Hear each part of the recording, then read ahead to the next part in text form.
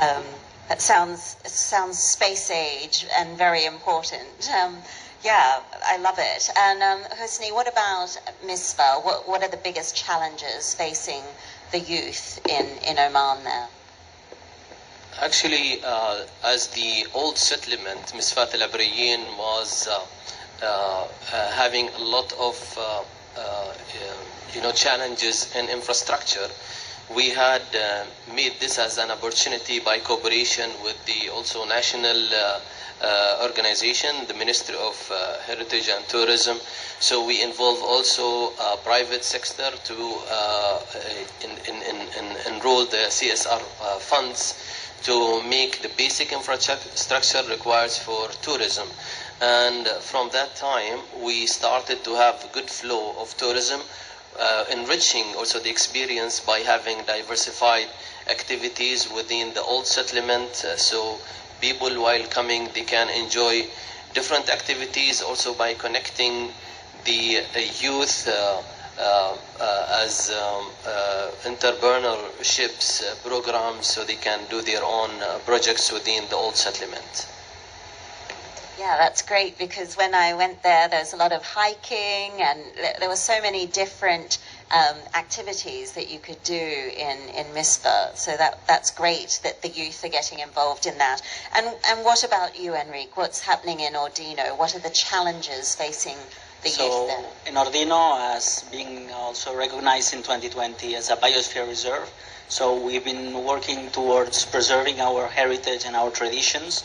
And as a mountain destination, one of the key factors is that the municipality hosts one of the professional training centers for mountain activities. And this provides an opportunity for people to get to know about the mountain, how to explore, how to guide, how to participate in different sports activities. So this is one of the benefits, as the municipality has a ski resort, so that provides employment opportunities for people in winter season. And also we got a large part of a natural park, so people are able to do several trainings, several practices, and they have also some experience on mountain climbing and hiking. So this provides an opportunity to get in contact with the mountains, to make their living of sharing the experience, shared in the culture. And also one of the objectives that has been developed in the recent years has been the Casa de la Montaña, which is a place which we had the occasion to share with our network of colleagues in the best tourism village, to explain that it's a center not only as a tourism information, but as a promotion center and educational center for mountain activities, mountain life, mountain experiences. And also these young guides, they can offer their services within this place. So it's a combination of training and also fostering entrepreneurship, in order that they can combine what they acquire in terms of technical skills, but also transmitting the cultural heritage of the municipality. That's fantastic. I love the sense of entrepreneurship that you're fostering there, because I think that's really important. Because if they can't earn a good wage, they're not going to stick around, are they, the youth? So, Husni, what are the unique strengths and assets of rural people that you're trying to harness to keep them in these villages? Because so many times we see the young people go to the big cities for the money. Actually, unique strength of youth and rural areas, it has to be identified, and identification of their skills, like their understanding of culture and heritage, where they can be applied in the tourism within the area, because they are understanding their culture, heritage, including gastronomy, folklore, other also heritage activities, at the same time agriculture, so they can be leading in agriculture tours, and also understanding about natural awarenesses where they are very close to the environment, so can be utilized as tour guide for wildlife and hiking and other activities as well. Also entrepreneurial potential. New generations, they like to learn in new things. Nowadays in tourism there are a lot of activities, including artificial intelligence and social media, so they are very talented in that field, so they can be, a lot of opportunities and that can be utilized.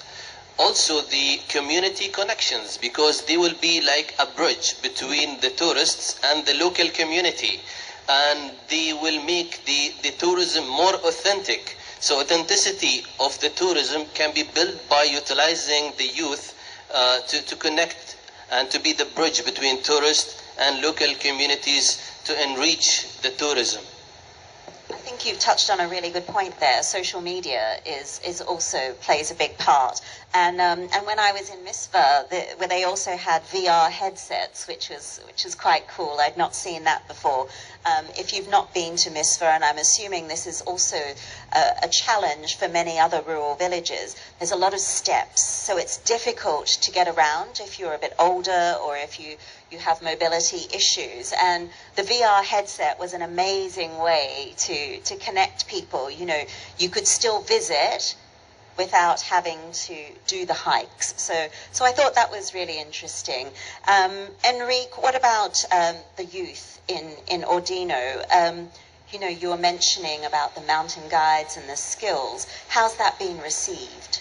So this is one of the things that is being promoted. So like there are some entrepreneurs that they create some escape rooms and some cultural activities connected with experiences and leveraging the tradition and the history of what was previously Ordino as a farming destination, and how the water mills were used, how the history was taken place, and also the different routes that pass through the municipality. So it's important that youth get on board in communicating and promoting and guiding and sharing also the experience on what was the traditional past, the historical essence of the municipality, and also embrace future visitors so they can be more interested in what really Ordino is beyond what they can see on the pictures, to understand what's the persons behind and what is the story behind them.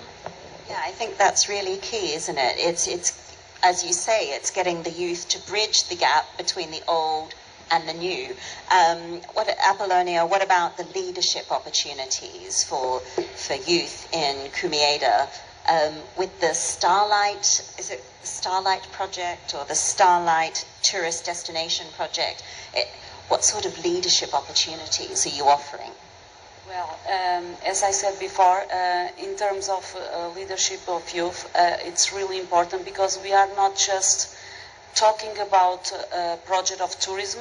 We are talking about a region that started from Cumeada to a bigger region with 10,000 square kilometers. That's a big region. Yes, and we are talking about looking up to the sky to inspire future generations. So youth must bring it to them, and to be back to our, how we say, origins, and not just look for the internet, for the social media, but started to look up and to look to the reality that we have around us. It's why we focus in our daily work in the youth capacity, to build ownership, leadership in the youth, because they will be the ones that will continue this work.